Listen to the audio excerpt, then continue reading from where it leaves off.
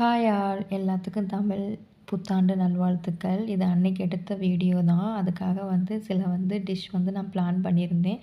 அது என்னென்னா sambar, carrot beans பொரியல், முட்டைக்கோஸ் பொரியல், அப்பளம், பாயாசம் அப்படிங்கிற மாதிரி. அதுக்காக நான் ஒவ்வொன்றுக்கும் நல்லா ஹாலில் உட்காந்துட்டு ஏன்னா அன்றைக்கி நான் அதை முடிச்சுட்டு நான் ஒர்க்குக்கு போகணும் அப்படிங்கிறதுக்காக ஹாலில் உட்காந்து எல்லாத்தையும் முதல்ல கட் பண்ணிவிட்டு போயிட்டா ஈஸியாக இருக்கும் அப்படிங்கிறதுக்காக ஒரு சைடு ரைஸ் வெந்துக்கிட்டு இருக்கு, இன்னொரு சைடு இப்போ சாம்பாருக்கு பருப்பு அது விசில் இறக்கி வச்சுட்டேன். அதுக்கப்புறம் சாம்பாருக்கு நான் ரெடி பண்ண ஸ்டார்ட் பண்ணிட்டேன்.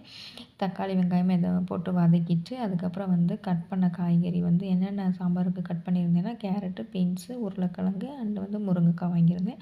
அந்த 4ஐயும் போட்டு அது ஒரு சைடு வதங்கிக்கிட்டு இருக்குது. அதுக்கப்புறம் அதுக்கு உண்டான அது கூட பருப்பையும் போட்டுட்டு சாம்பாருக்கு மசாலா எல்லாத்தையும் போட்டு கொஞ்சம் நிறையவே வச்சுட்டேன். ஏன்னா நாளைக்கும் யூஸ் ஆகிக்கிடும் அப்படிங்கிறதுக்காக சாம்பார் எப்பயும் நம்ம வச்சோன்னா எப்படியும் ஒரு 2 டேஸ்க்கு இருக்கும். அந்த மாதிரி வச்சாச்சு. ஒரு சைடு கேரட்டு பீன்ஸு பொரியல் இப்போ வதங்கிட்டுருக்கு. அதுக்கு ஒன்றுமே நாங்கள் ஆட் பண்ணல.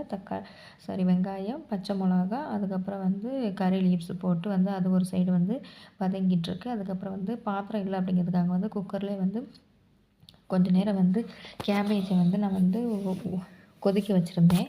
அதுக்கப்புறம் அதே குக்கரில் போட்டு அதையும் வதக்கி விட்டாச்சு. அந்த பொரியலும் ரெடி ஆயிருச்சு. இந்த அப்பளம் நாங்கள் எப்போயாவது ரொம்ப ரேராக தான் வாங்குவோம். ஆனால் பாருங்க எண்ணெயில் போட்டோன்னே அந்த கலரும் சேஞ்ச் ஆகும், அப்பளமும் கருகும். அதான் பிரச்சனைங்க வாங்குற அப்பளத்துக்கு. சரி ஓகே, அது நம்ம சாஸ்திரத்துக்கு வேணும் அப்படிங்கிறதுக்காக அதிலே ஒரு பாக்கெட் ஒரு 10 அப்பளம் வரைக்கும் பொரித்து அதை எடுத்தாச்சு. அதுக்கப்புறம் பாயாசத்துக்கு நம்ம ரெடிமேடு மிக்ஸ் அந்த மாதிரி தான் வாங்கியிருந்தோம். அது கூட அதையுமே அதில் போட்டிருக்க ஃபாலோ பண்ணி அதே நான் பாயாசம் மேக் பண்ணியாச்சு. நான் ஃபஸ்ட் டைம் இவ்வளோ டிஷ் வச்சு தனியாக துபாயில் செலிப்ரேட் பண்ணது. இதை நான் அப்படியே நினச்சி பார்க்கவே இல்லை. ஆனால் இப்படி 2 ஹவர்ஸ் எடுத்துச்சு.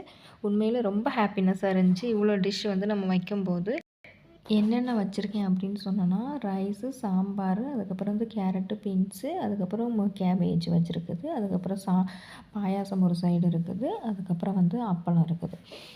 இதுதான் நம்ம பிளான் பண்ண மாதிரி வச்சுருக்குது. அதுக்கப்புறம் ஃபஸ்ட்டு சாமிக்கு படைச்சிடலாம் அப்படின்ட்டு ஒரு சைடு நான் உப்பு வச்சுட்டு கொஞ்சம் ரைஸு, அதுக்கப்புறம் சாம்பார் அது கூட ஊற்றிக்கிட்டேன். அதுக்கப்புறம் கேரட்டு, பீன்ஸு, அதுக்கப்புறம் முட்டைக்கோஸையும் அங்கே வச்சாச்சு. அது கூட ஒரு அப்பளம் பாயாசம் வச்சு சாமிக்கு படைக்கிறதுக்கு ரெடி பண்ணியாச்சு. ஆனால் எனக்கு இங்கே ஃபோட்டோஸ் தான் எதுவுமே கிடைக்கல. சொல்லப்போனோன்னா அதுக்கு முன்னாடி தான் போய் பார்த்தேன்.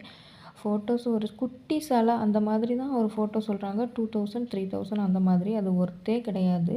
அதுக்கப்புறம் கொஞ்சம் பழங்கள் மட்டும் வாங்கிட்டு அதுக்கப்புறம் சூடம் காமிக்கிறது, அப்புறம் பத்தி காமிக்கிறது, அந்த 2 மட்டும் அதுவுமே காஸ்ட்லியாக தான் இருந்துச்சு. வேறு வழி இல்லை அப்படின்ட்டு அதை வாங்கிட்டு பத்தி சூடம் வாங்கிட்டு வந்துட்டோம். அது பத்தி கூட வாங்கிடலாம். நம்ம ஊரில் இந்த சைக்கிள் பத்தி இருந்தது.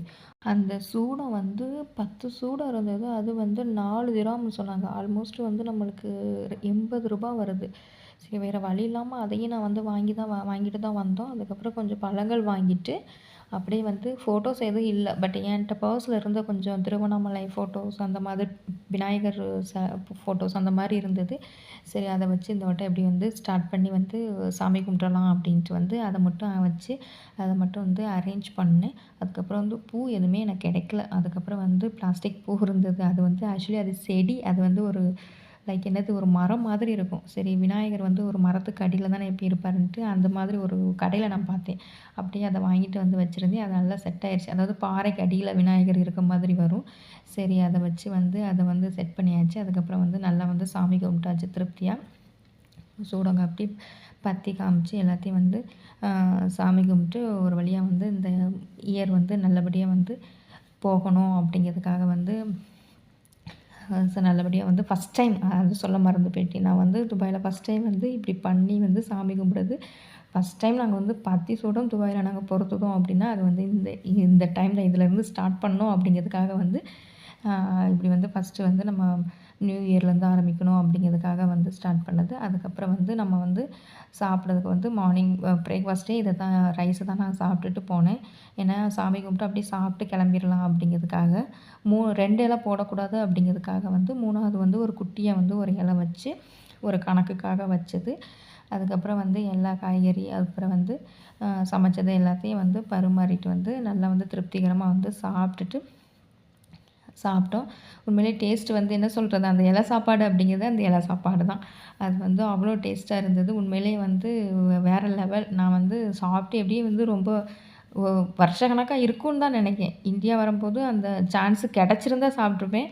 இல்லைனா வந்து அப்பயும் சாப்பிடக்கு வந்து இருக்காது. சான்ஸ் இல்லைன்னா சாப்பிட மாட்டோம். அப்படி நம்மளா வந்து இப்போ பண்ணி சாப்பிடும்போது உண்மையிலேயே வந்து அது வேறு லெவல் தான். அதுக்கப்புறம் வந்து இந்த பாயாசத்த வந்து இலையில ஊத்தி, அதில வந்து அப்பளத்த வச்சு சாப்பிட்றது வந்து வேறு லெவல். நம்ம எங்கே போய் எங்கே ஒர்க் பண்ணாலும், இந்த ஒரு அது என்ன சொல்றது, பழக்கம் அப்படிங்கிறது வந்து மாறாது. அதோட டேஸ்ட்டு வந்து மாறாது. அத வந்து நான் ரியலைஸ் பண்ணேன் அன்னைக்கு தான். உண்மையிலேயே வந்து வேறு லெவலா இருந்துச்சு. சரி எல்லாரும் சாப்பிட்டுட்டு, அதுக்கப்புறம் வந்து நல்லா வந்து நியூ இயர் செலிப்ரேட்